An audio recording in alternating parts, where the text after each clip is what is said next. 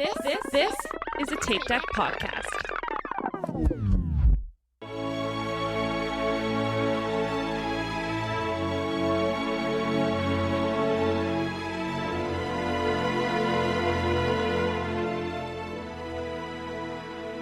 Hello, and welcome back to Inside the Runner Studio. This is your host, Tom, and with me, as always, are Aaron, Michael, and Diana. Hello. Hello. Hello. And we are super excited because we are joined by our friend, lifelong follower of the Will Run 4 podcast, definite early adopter. An actual early adopter this An actual time. early adopter, Oh my God. constant changer of Instagram handles. It's our friend Raph. Hey, Raph, how are you? Hey guys. It's so true. Hey. Sometimes we have no idea. Like, there have been times where, like, you will like something and I'm like, it says Who is Raph that? again, but it totally has a different end part of the name. I'm pretty sure this is the same person. Yeah, well, I've always known you as Manoa Raff from way back in the Right. Lost Oh. podcast days. Like, Gotcha. Well, And then remember, I was confused for a while because we were watching that stupid Outer Banks show, and the guy is Rafe on that, and I was like, "What is his name?" Oh yeah, because they have Rafe on there. That's right. Yeah. Oh my gosh, that's so yeah. funny. Yeah, because Michael has known you for years, but never talked to you. Is that what we were getting at earlier? Never actually met him in person. Okay. Yeah. Okay. That's Gosh, shocking that to was me. I probably thought like- you guys knew each other. Were you on the message boards too? Yeah. Yeah, Like, remember the oh, message God, boards? before, Jen and Ryan back in the day. Yeah. Yeah. On message boards. Yeah. Like, Oh my God. That's awesome. That's not dating yourselves at all. Yeah. Not at all. oh gosh, it's so funny. All right, so Raph, you know the format. We're going to ask you some running-related questions, some non-running-related questions. But before we do, can you tell us a little bit about yourself? Well, grew up in New York, college in Boston, and went to med school in the Philippines, was a practicing primary care physician there for just over 10 years. Came back to met my wife there, came back to the States, and now originally tried to get a residency here. That didn't end up working out. Pivoted into tech and currently doing Salesforce consulting. And it's quite a bit of a turn, but that's... So Yeah. you're a medical doctor who does tech sales. Dr. Dr. Raff. It's actually more of like software consulting and engineering. Okay. So it's quite a turn, Do you make them call you Dr. Raff still? I think a few of my coworkers don't actually know that I'm a medical doctor. So, but the thing is, like, there's a product from Salesforce that's like healthcare and life sciences related. Okay. So I think that's kind of what I was hired to do. Okay. So Yeah. That makes sense. Yeah. it's leveraging my background, but Yeah. That's got to be Basically, such yeah. a fun fact to drop on like an icebreaker where it's like, what's something about you like people don't know? If you were just like, I'm a medical doctor. People would die. People would lose it. Yeah. All right, so we're going to jump into the questions. Alrighty. And Diana's got the first question. Oh my gosh. All right. Oh, I love this. How long have you been running and what inspired you to start? I've been running since I was about 14 years old. I remember watching the 92 Olympics. It's the first time I watched the Olympics, and I remember, I don't know if you guys might know about Derek Redmond. He was like a 400-meter sprinter, and he basically blew out his Achilles in the middle of a final, Oh, wow. and he just stopped, and then he just gutted his way through the rest of it. There was obviously no way that he could finish on time, but he just wanted to finish the race. His father came down from the stands, helped him over the finish line. I'm like, what is this? And that fall, I was doing the freshman field day at my high school, and I did some of the races, and I actually did pretty well compared to the rest of my classmates. So I cross country was open that fall, and I've been running on and off ever since. That's cool.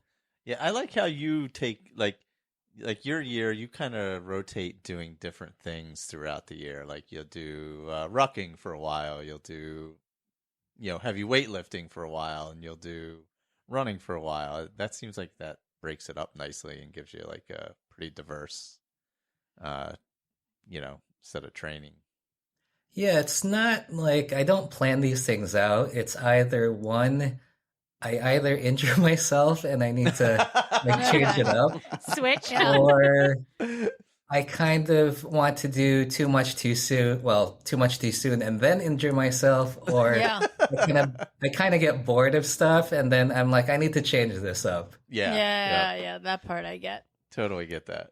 All right. So when you're out running and you see another runner coming towards you, what do you do? Okay, so I do there's two different answers for me for this. When I lived in New York or when I was in the Philippines, basically you see someone, you make eye contact, you nod. That's Yeah. it. That's it. Okay. But I now live in rural Pennsylvania where people are generally nicer. So people, as soon as they look at you, you make eye contact, people will wave at you immediately. So I just Wow. wave back. Okay. So Okay. it's shifted over the years. I've generally become more social and a lot nicer more recently. So you actually wave now.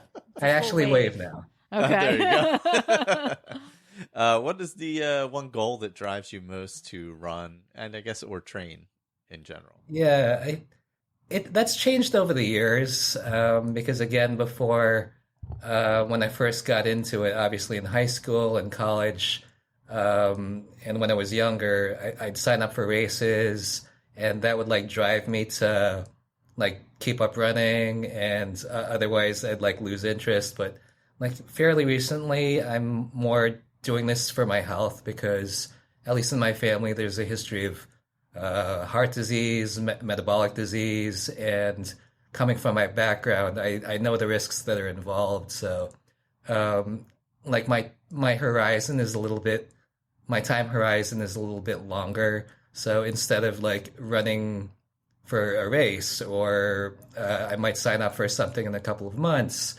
I think it's more of I really need to do this for my health because I obviously want to stick around for my wife and just to enjoy stuff. So it's more internal now compared to external before. Yeah. Yeah, it makes sense. What are your ideal running conditions? Ooh. Okay, this is actually a very good question. Considering this morning, it was like at 6 o'clock, it was already 80 degrees out, Yeah. like Yeah. 90 something humidity. And I'm like, Yeah. oh my God, I can't do this. But yeah, you basically have to gut it out. But my ideal conditions would be low 60s, humidity, really dry, like basically spring weather or in the fall. Those are like the perfect conditions. We don't really get those very much anymore, it feels like. Yeah, you don't, but like, yeah, I mean, I remember I posted on a reply earlier this year. It was like January or February, and I'm like, okay, I'm not running until it actually gets above 30. So Yeah. I remember posting that. So now it's gosh. like 80 degrees, 90% humidity. I'm like, okay, I regret saying that. I should have been running back then. Yep. It always happens. Oh, goodness. Do you run with music? Actually, I do now. I didn't used to before, but I have like certain playlists. It could be anything from rock music, rap music, R&B. I listen to a lot of podcasts. I listen to you guys on my runs, Jocko podcast, Huberman Lab, all sorts of stuff. But the thing is, like, I do this on my own runs, like training, quote unquote. But if I'm like running a race, I definitely don't do it just for like safety reasons.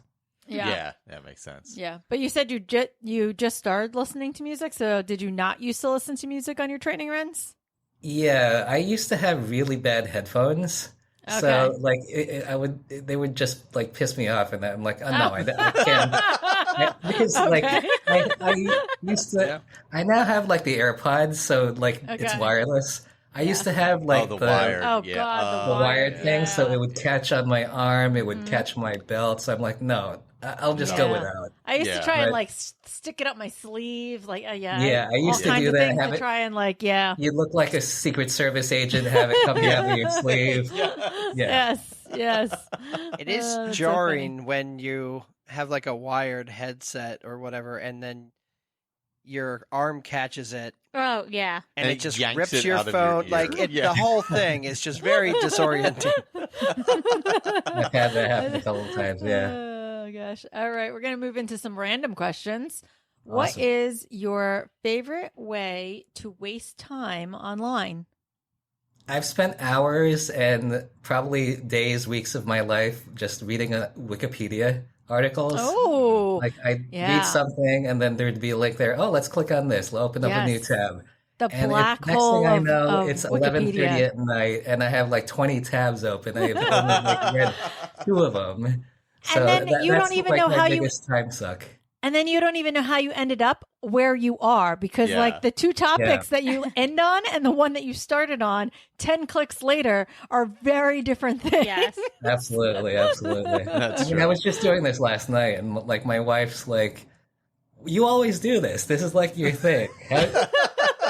You're supposed to, you told me 30 minutes ago that you're going to unwind before going to sleep, and you're like been reading this for like the last half hour. What are you doing?" That worse is your things way you to could do. unwind. There's worse things you could do. At least you're consuming information. It depends That on what might- kind that of might be information we're Consuming, talking quote, about. unquote. That Like, might what- be true. I don't know. Is it entertainment that you get sucked into? Is it like, what Well, do you the get thing is, sucked into most? I start on the front page, so I probably click one of those things. So it could be a history thing or like the article, pick photo of the day. And I usually like end up clicking through the different links within the article. Okay. So Okay. they're all related somehow Okay. through like some sort of like Kevin Bacon link with each other. Degrees of Oh, yeah. separation. Yeah. Absolutely. Here's one we haven't had in a while, but what was the best thing before sliced bread? Which you may know when that was invented if you read Wikipedia a lot. Whole loaf bread. There you go. Because bread is good. So, I mean, that's fair. There's actually a pretty funny story because I remember I used to live in Portchester, New York, and there's this pretty popular bakery there, Kneaded Bread, and they'd sell like whole loaves of bread, like artisanal, really different flavors, cheese, all sorts Oh, of different gosh. doughs. I want to live by And- there. Like they'd sell the whole loaf, but like people were like, "Is there any way you could like slice this for us?" And then, like after a couple of months, they actually had a bread slicing machine, and I'm like, "This is the most hilarious thing I've ever seen! Like, what's the greatest thing besides the bread here?" They come out with a bread slicer. See? The best thing since sliced bread. Absolutely. People thought this question was silly, and Raph has solved the riddle of the riddle. question. What is the worst food you've ever eaten?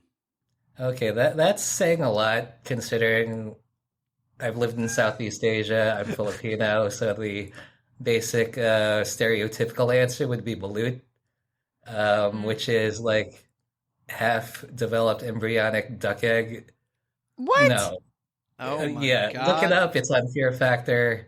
I've had it, but like, I personally really don't like eggplant because That is great. yeah, it's really weird. I've had some really considered exotic delicacies from like Southeast Asia, Philippine cuisine, but I really don't like the taste and texture of like eggplant.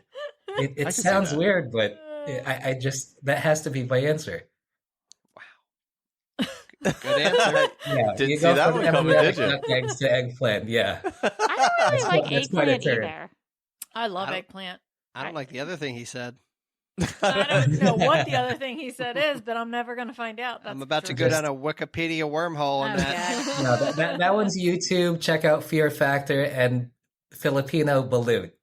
Oh, Yeah. okay. hmm All right. Oh, what was your first job and what'd you like or dislike about it? Well, my first job, but it was unpaid. My parents own a grocery store in New York, so it was unpaid work, obviously, but I'd stock the shelves, carry groceries out to customers' cars. So that was like my first real job. That was technically underage. I was like 10 to 14 years old. So child labor, child labor. So my first real job that must have been in college. I think I waited tables for dining services. Like Boston College would have like different events, fundraisers. So basically, I'd be a waiter, clearing tables, serving drinks, or bringing out platters. So that was like my first real paid job. That was like my freshman year. It was really fun because like all your coworkers were fellow like students, so we'd like screw around in the back. Like if nobody, if, there'd always be over orders of stuff, so we'd be having some pretty fancy meals like filet mignon, shrimp, salads. So it was a pretty good job. A lot of good side Nice. benefits. The bad part of it is obviously like the cleanup and Yeah. like you see a lot of wasted food. People like attend these events, don't really eat that much, and yeah, that was the really bad part. Just like seeing how much. I guess in the dining industry, I guess it's the same thing. Like there's a lot of food waste. It's a shame. Yeah. If you wrote a book, what would it be called? Long and winding road, I think. Yeah. Because I like yeah, it. like Pretty good. I've thought like where if you asked me coming out of college, would you be doing when you were the age I am, 44 years old? What do you think you'd be doing? It's completely unheard of. I would not have Yeah. guessed this by any Yeah. stretch of the imagination. Like, what are the experiences you've done? Not even close. Yeah. So I've been through a lot, experienced different things. Obviously, this job I wouldn't even believed existed like even like 5 years ago. So Yeah. like, would I be living in rural Pennsylvania? Nope. So a lot of different experiences, a lot of different things. So constantly changing. That's So awesome. Now we head into the James Lipton Memorial questions, and we Awesome. start off with what is your favorite word? inspire. Ooh, good one. I think that's the first time we've had that one. That is the first time. Yeah, that's a great one. And what is your least favorite word? Couscous. Oh. Oh my. You know what? I was like that one. unexpected. That's a Do great you, one. do you remember Cannonball Run? Yes. And Jamie Farr constantly saying couscous.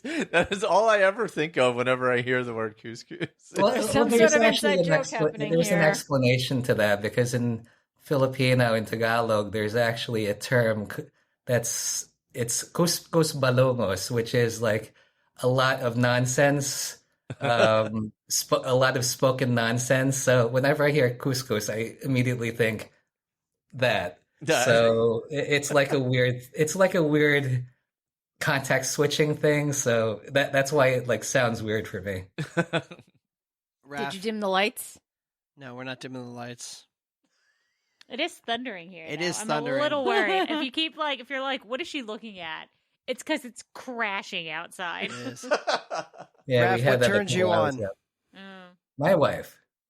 There you go. Aw. Oh, My wife. Yeah. nice and easy. There it is. What turns you off? Please say your wife. I love how it's like.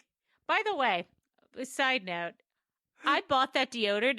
And it changed my life. She's so happy. Yes. She's so happy. I'm so happy with it. It's Yeah. unbelievable. She's so happy with it. Trust me, like my wife, when she found this, she's like, "This is it. Where have I been Yes. looking for this for the last so couple of years?" great. It's so Awesome, great. awesome. Okay, wait. What turns you? What was that? What turns you What off? turns you off? Arrogance. What sound or noise do you love?